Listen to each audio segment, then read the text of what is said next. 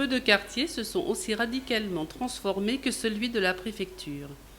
Là où s'étendent aujourd'hui les places du Préau, de la Libération et le bassin du Canal, s'élevaient autrefois de vénérables édifices, témoins séculaires de notre histoire. À savoir, à gauche, la collégiale Saint-Étienne, au centre, le palais des comtes de Champagne, à droite, l'église Saint-Jacques aux Nonains, qui fut séparée en deux dès le XIIe siècle pour servir à la fois d'église abbatiale au couvent Notre-Dame aux Nonains et d'église paroissiale aux habitants du quartier. Saint-Étienne et Saint-Jacques furent démolis après la Révolution française. Quant aux vestiges du palais des comtes de Champagne, ils disparurent pour le percement du canal de la Haute-Seine en 1806. La préfecture de l'Aube occupe les bâtiments remaniés de l'ancienne abbaye Notre-Dame aux Nonains, qui, eux, échappèrent à la tourmente révolutionnaire. Notre-Dame aux Nonains était la plus importante et la plus ancienne abbaye de femmes du diocèse de Troyes. La tradition en attribue la fondation à saint Leçon, évêque de Troyes au milieu du 7e siècle. L'abbaye vivait sous la règle bénédictine. Notre-Dame aux Nonains fut pendant plusieurs siècles un collège de chanoinesses constitué de femmes très riches qui bénéficiaient de la haute protection des papes et jouissaient à ce titre de nombreux privilèges ecclésiastiques. Pour exemple, cette étonnante coutume liée au cérémonial du joyeux avènement des évêques de Troyes. Lorsqu'un nouvel évêque venait prendre possession du siège épiscopal, il devait se présenter la veille de son ordination aux portes de l'abbaye où l'accueillaient l'abbesse et ses religieuses. Il prêtait serment d'allégeance sur un précieux évangéliaire du XIIe siècle aux armes de la famille de Saint-Phal. Il devait passer sa première nuit au couvent et ne faisait son entrée solennelle dans la cité que le lendemain. Ce cérémonial perdurera jusqu'au début du XVIIe siècle. Les abbesses étaient de nobles lignages et issues des familles les plus en vue de la région, ce qui ne les empêchait pas d'avoir l'âme belliqueuse. De nombreuses querelles et d'incessants procès les opposèrent aux curés de Saint-Jacques et de Saint-Jean, aux jacobins leurs voisins, au chapitre de la cathédrale et surtout aux chanoines de Saint-Urbain. Dès 1266, l'abbesse Odette de Pougy prit ombrage de la construction de cette nouvelle église et saccagea le chantier à plusieurs reprises avec ses religieuses, ses convers et ses partisans. En 1268, elle souffleta l'évêque d'Auxerre venir bénir le cimetière. Ces démêlés entraînèrent l'excommunication du couvent à plusieurs reprises. À la fin du XVIIe siècle, l'église et les bâtiments conventuels qui dataient du Moyen Âge étaient dans un état déplorable de vétusté.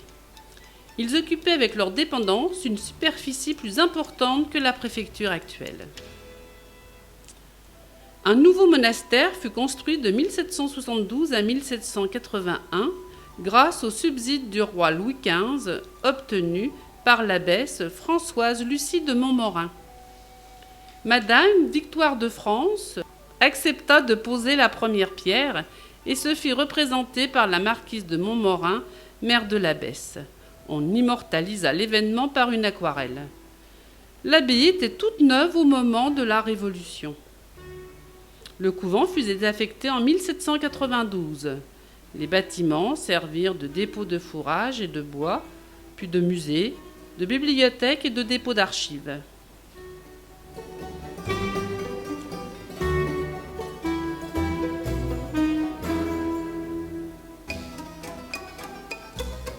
Le 25 mars 1794, l'administration du département s'y installe. L'abbaye Notre-Dame aux Nonains devint ainsi la préfecture. Le département de l'Aube a été créé par décret du 29 janvier 1790. L'Aube fut constituée de 6 districts et administrée par un directoire dont le premier président fut le comte Henri Picot de Dampierre. Le 17 février 1800, Napoléon Bonaparte institue un préfet dans chaque département. Le premier titulaire de ce poste pour l'Aube fut le préfet Claude-Louis Brulé, baron de Val-Suznay. Après la démolition de l'église Saint-Jacques aux Nonains, l'esplanade ainsi dégagée garda pendant plusieurs décennies l'aspect d'un chantier de démolition, jusqu'à l'aménagement du canal de la Haute-Seine et l'établissement d'une halle au grain construite de 1837 à 1841 par l'architecte troyen Pierre Gauthier. Le bassin de la préfecture est l'ancien port fluvial. La préfecture subit des dégradations considérables en 1870 lors de l'occupation allemande et le 7 mai 1892, un incendie se déclara dans les combles. Il causa d'importants dégâts. L'administration dut évacuer l'hôtel. Le Conseil général décida de restaurer complètement l'édifice, d'ouvrager les fenêtres, d'agrémenter la façade de colonnes, de moulures, d'un fronton. La cour d'honneur fut agrandie, la grille reconstruite.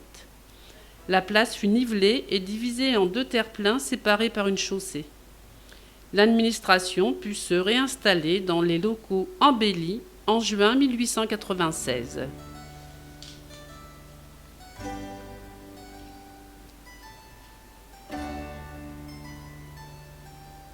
L'année précédente, en 1895, la halle au grain avait été démolie.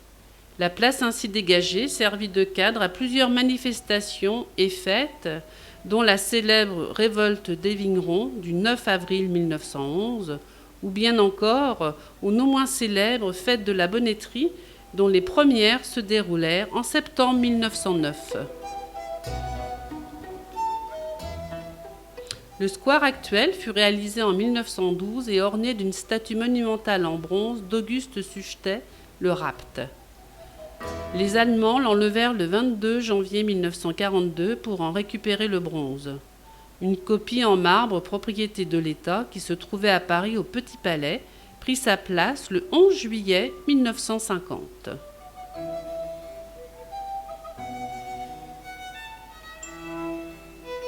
La préfecture fut agrandie de 1955 à 1957 par 2 ailes qui se prolongent sur le jardin intérieur. En 1977, le nouveau bâtiment du Conseil général fut construit après la suppression de la rue Saint-Paul.